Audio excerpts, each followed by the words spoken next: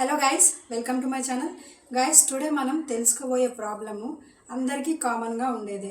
ఇది చాలామంది ఫేస్ చేసే ఉంటారు. అదేంటంటే మౌత్ నుంచి బ్యాడ్ స్మెల్ రావడము. ఇది మ్యాక్సిమం అందరికీ ఎదురయ్యే సమస్య. మరి ఇది ఎందుకు వస్తుంది, దీనివల్ల మనం ఎలాంటి ప్రాబ్లమ్స్ ఫేస్ చేస్తున్నాము, దీనికి సొల్యూషన్ ఏంటి అనేది ఈరోజు మనం తెలుసుకుందాం. సో ఛానల్ని వెంటనే సబ్స్క్రైబ్ చేసుకోండి. ఇక లేట్ చేయకుండా టాపిక్లోకి వెళ్ళిపోదాం. ముందుగా అసలు ఈ ప్రాబ్లం ఎందుకు వస్తుంది అనేది తెలుసుకుందాము.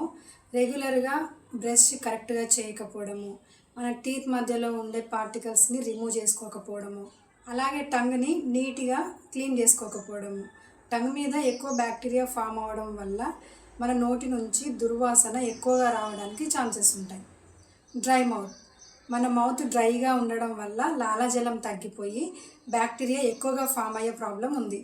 దీనివల్ల కూడా మన మౌత్ నుంచి బ్యాడ్ స్మెల్ రావచ్చు. ఈ ఉల్లిపాయ, వెల్లుల్లి, ఫాస్ట్ ఫుడ్లని, స్మోకింగ్ చేయడము, డ్రింకింగ్ చేయడము, ఇలాంటి వల్ల కూడా మౌత్ నుంచి బ్యాడ్ స్మెల్ అనేది వస్తుంది. మన పళ్ళల్లో ఇన్ఫెక్షన్ ఉన్నా కూడా, గమ్స్ ప్రాబ్లం ఉన్నా కూడా బ్యాడ్ స్మెల్ వస్తుంది. ఇంకా గ్యాస్ట్రిక్ ప్రాబ్లం ఉన్నా, అసిడిటీ ప్రాబ్లం ఉన్నా, కాన్స్టిపేషన్ ప్రాబ్లం ఉన్నా కూడా మన మౌత్ నుంచి బ్యాడ్ స్మెల్ వచ్చే ప్రమాదం ఉంది. వీటితో పాటు మీల్ స్కిప్ చేయడం, అంటే మనము డే అంతా ఫాస్టింగ్ ఉన్నాం అనుకోండి, ఆ టైంలో కూడా మన మౌత్ నుంచి బ్యాడ్ స్మెల్ వస్తుంది. ఇప్పుడు మన మౌత్ నుంచి బ్యాడ్ స్మెల్ రావడం వల్ల ఎలాంటి ప్రాబ్లమ్స్ ఫేస్ చేస్తామనేది తెలుసుకుందాం. గైస్, మనం మార్నింగ్ లేచినప్పటి నుంచి పడుకునే వరకు ఫ్రెండ్స్ అని, ఫ్యామిలీ మెంబర్స్ అని, కొలీగ్స్ అని ఇలా చాలామందితో మాట్లాడుతూ ఉంటాం కదా. మన ఫ్రెండ్స్ అండ్ ఫ్యామిలీ మెంబర్స్తో మాట్లాడేటప్పుడు ఈ మౌత్ నుంచి బ్యాడ్ స్మెల్ రావడం వల్ల మన కాన్ఫిడెంట్ లెవెల్స్ అనేవి తగ్గిపోతాయి. ఆఫీస్లో కానీ, మీటింగ్స్ ఉన్నప్పుడు కానీ, ఏదైనా కాన్ఫరెన్స్కి వెళ్ళినప్పుడు కానీ మనం మాట్లాడేటప్పుడు మన మౌత్ నుంచి బ్యాడ్ స్మెల్ అనేది వస్తే ఆటోమేటిక్గా నెగిటివ్ ఇంప్రెషన్ వస్తుంది. మన పార్ట్నర్స్ కానివ్వండి, లేకపోతే ఇంకా ఫ్యామిలీ మెంబర్స్ కానివ్వండి, వీళ్ళతో మాట్లాడేటప్పుడు మౌత్ నుంచి బ్యాడ్ స్మెల్ అనేది వస్తే అది మనకి ఎంత అన్కంఫర్టబుల్గా ఉంటుంది ఒకసారి ఆలోచించండి. మనకే కాదు, మన ఎదుట ఉన్న వాళ్ళకి కూడా చాలా అన్కంఫర్టబుల్గా ఉంటుంది బ్యాడ్ స్మెల్ రావడం వల్ల.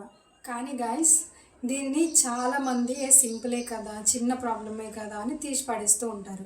కానీ అలా అస్సలు సింపుల్గా తీసుకోవద్దు. దీన్ని ఇగ్నోర్ చేయడము అస్సలు మంచిది కాదు. మన ఫీలింగ్ ఎలా ఉంటుందో చెప్పనా? మనం యూజ్ చేసే టూత్పేస్ట్ వల్లనే కదా ఈ స్మెల్ వచ్చేది, టూత్పేస్ట్ చేంజ్ చేస్తే అయిపోతుంది, ఈ ఫీలింగే కదా మీకు కూడా ఉండేది. అది అసలు సొల్యూషనే కాదు. అసలు మరి ఈ ప్రాబ్లంకి సొల్యూషన్ ఏంటి అంటే, రెగ్యులర్గా 2 times బ్రష్ చేసుకోవాలి. Morning and night compulsory brush చేయడము చాలా చాలా ఇంపార్టెంట్. అండ్ టంగ్ క్లీనర్ని కంపల్సరీ యూజ్ చేయాలి. అది మీరు సపరేట్గా తీసుకున్నా సరే, లేదా బ్రష్కి బ్యాక్ సైడ్ ఉన్న టంగ్ క్లీనర్ యూజ్ చేసినా సరే. రోజు మార్నింగ్ టైంలో సాల్ట్ వాటర్తో గార్గింగ్ చేయండి. ఇలా గార్గింగ్ చేయడం వల్ల బ్యాక్టీరియా అనేది చాలా వరకు తగ్గిపోతుంది. ఇది మాత్రమే కాకుండా వాటర్లో కొద్దిగా వేపాకు వేసుకొని మరిగించిన తర్వాత అది చల్లారాక ఆ వాటర్ తోటి గార్గింగ్ చేయండి. ఇది మనకి న్యాచురల్ యాంటీ బ్యాక్టీరియల్ లాగా యూజ్ అవుతుంది.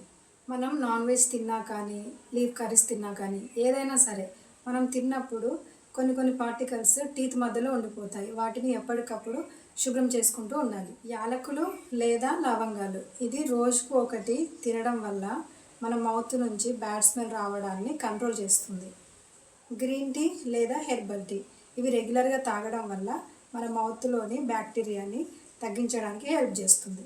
ఇక ఎక్స్ట్రా టిప్స్ ఏంటి అంటే, రెగ్యులర్గా 2 to 3 liters of water compulsory తాగాలి. అండ్ 2 times బ్రష్ కంపల్సరీ చేసుకోవాలి. Smoking and alcohol compulsory stop చేసేయండి. ఫైబర్ రిచ్ ఉన్న ఫుడ్ని తీసుకోవడం అలవాటు చేసుకోండి. 6 monthsకి ఒక్కసారైనా సరే డెంటిస్ట్ చెకప్ అనేది చాలా అవసరం. రెగ్యులర్గా 1 లేదా 2 తులసి ఆకులు తినడం వల్ల కూడా ఈ ప్రాబ్లం అనేది నార్మల్ అయిపోతుంది. సో గైస్, మరి లేట్ ఎందుకు చేస్తున్నారు? ఈ ప్రాబ్లంతో బాధపడే మీ ఫ్రెండ్స్ లేదా మీ ఫ్యామిలీ మెంబర్స్కి ఈ వీడియోని షేర్ చేసేయండి. అలాగే మరెన్నో మోర్ ఇన్ఫర్మేటివ్ వీడియోస్ కావాలి అంటే వెంటనే మన ఛానల్ని సబ్స్క్రైబ్ చేసుకోండి.